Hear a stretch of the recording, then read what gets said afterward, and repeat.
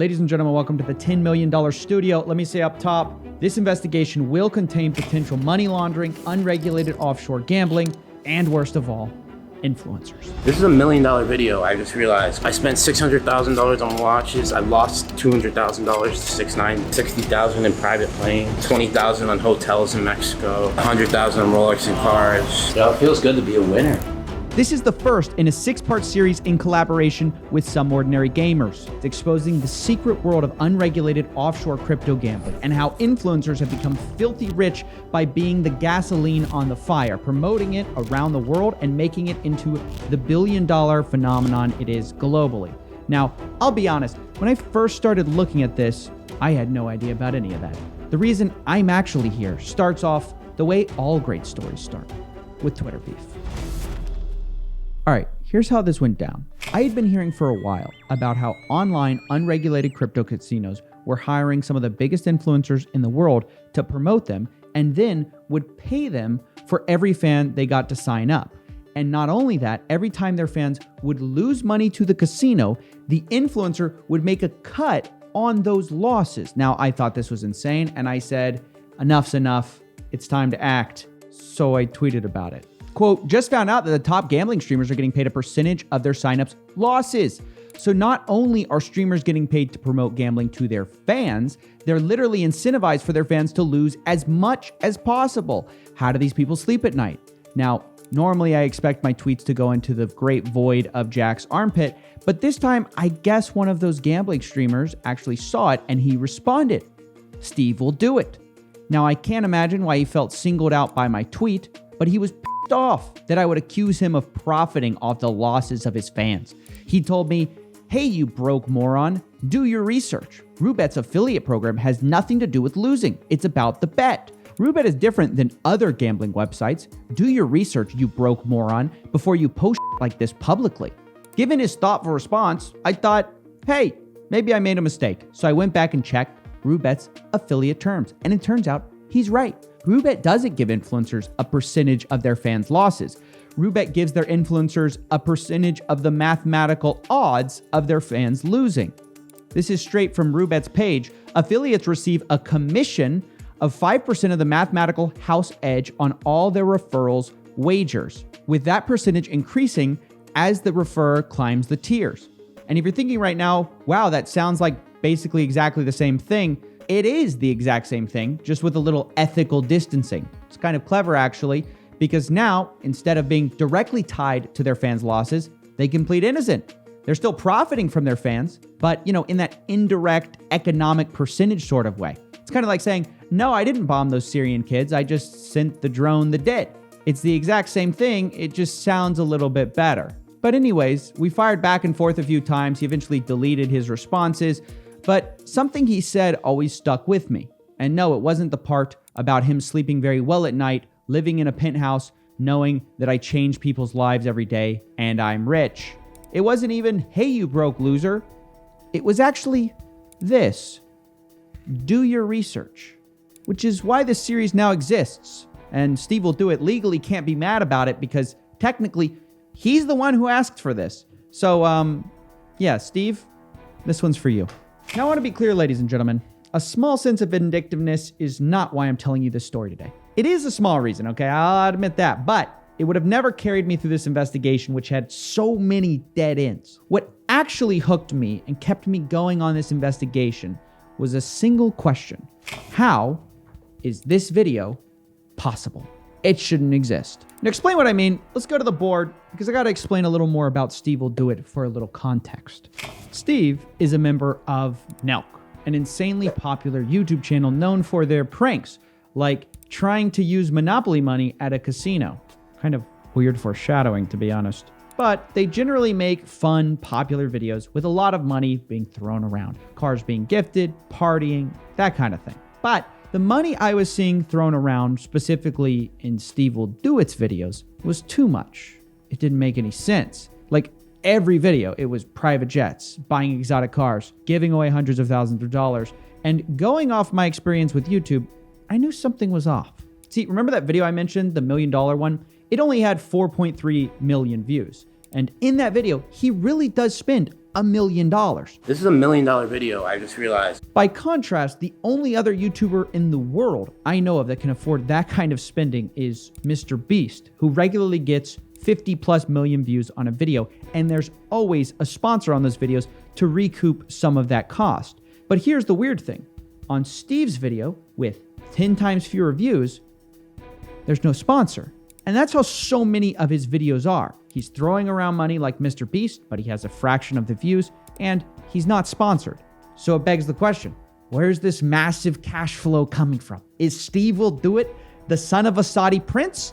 Like, this dude seems to have endless amounts of cash, oil baron amounts of cash. And at first, I thought, okay, wait a second, Happy Dad, their new alcohol company, right? But it can't be that, because this spending predates that. Well, maybe it's merch then. That's the Nelk Boys thing, right? They pull in $70 million a year selling their merch. Maybe selling hats is how Steve affords to live like the son of a president.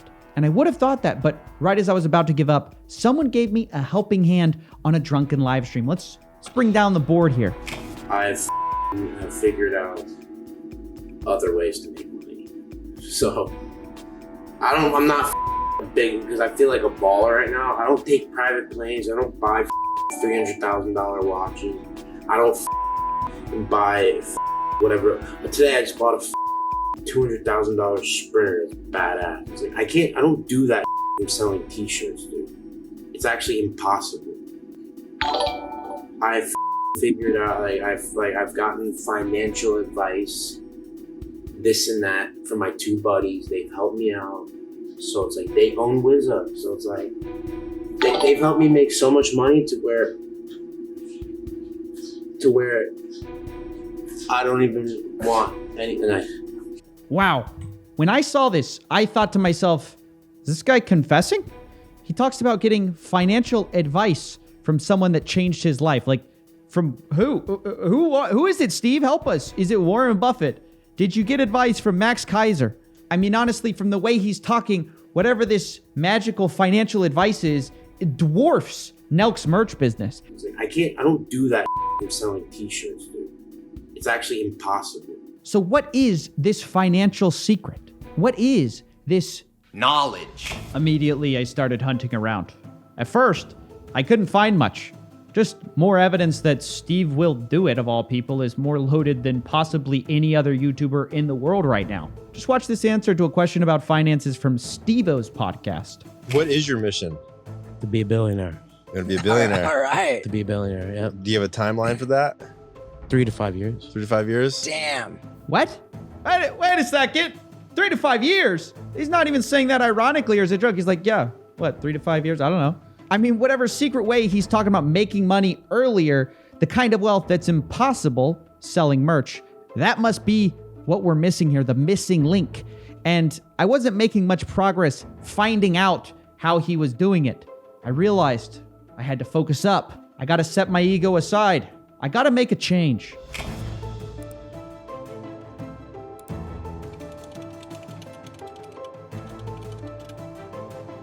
There we go. I'm finally ready.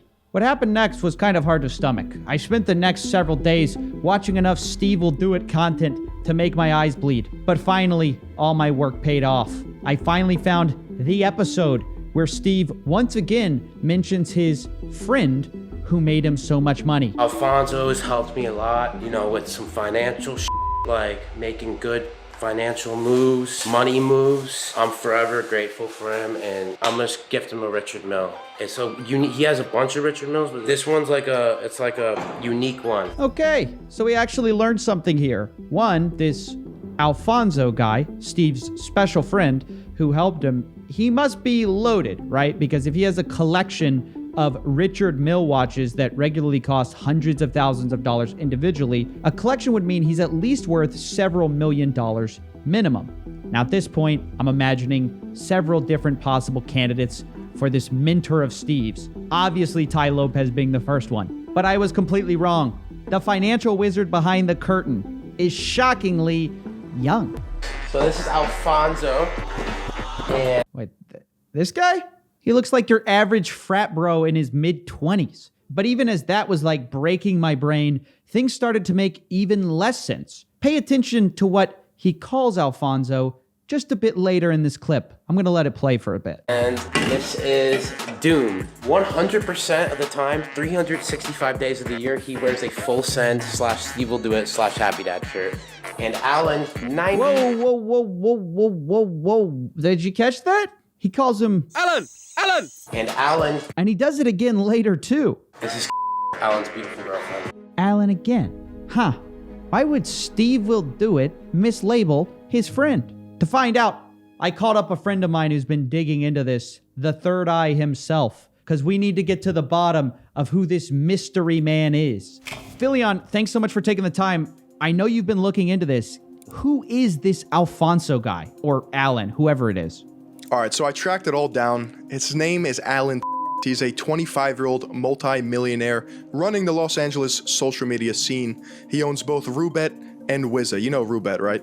Yeah, it's that online casino that SteveWillDoIt and all those guys are gambling on, right? Exactly, except it's offshore, unregulated, cryptocurrency-based, and it's not legal in the US. And they are raking in tens of millions of dollars per month. Oh my gosh. Wait a second. You're saying Alan owns that along with Wizza as well? Yep. Those are some big accusations. How do you know it's this like frat bro behind it all? He doesn't have his name on it, right? Well, he does have ROOBET'S name on himself. He's quite literally got a tattoo of it on his wrist, which he showcases above his Richard Mille, you know, the $500,000 watches. You know, all the one that all the 25-year-olds own. Yeah. I mean, I got two of them, but I got them also on the transitive property of Aiden Ross. Wait, what do you mean? You got a clip for that or something? Of course, let's roll it. This house is sponsored by a company called like Wizza or some shit. I haven't paid rent at all, but I could do, and if you guys could literally help me come up with giveaways, like challenges and shit, like last person to blah blah blah blah blah gets blah blah blah blah blah. Like I could literally promote it how I want to do it, how we want to do it. You guys can help me decide. Like, yo, Aiden, you should do a giveaway where you're doing this. They're actually really cool dudes, bro, and they're just like me. Like they own Roobet, they own that site, right? Not only that, ROOBET'S Rocket Fund LLC is also registered to the exact same address as the Wizza Sweepstakes LLC, which is 930 Washington Avenue, Suite 205, Miami 33139.